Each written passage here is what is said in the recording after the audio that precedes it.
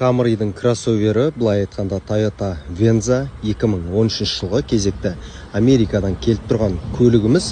Біздің оқырмандарға осы көліктің бағасы қызық екен.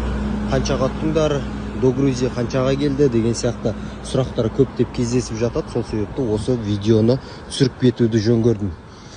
2013 жылғы Toyota Venza 1,2 бен 1,5 миллионның аралығында Америкадағы аукционнан ұтып алуға болады.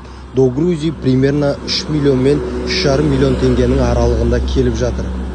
Camry'дің кроссовері 4 дөңгелекті жетек, шағын кроссовер Toyota Venza.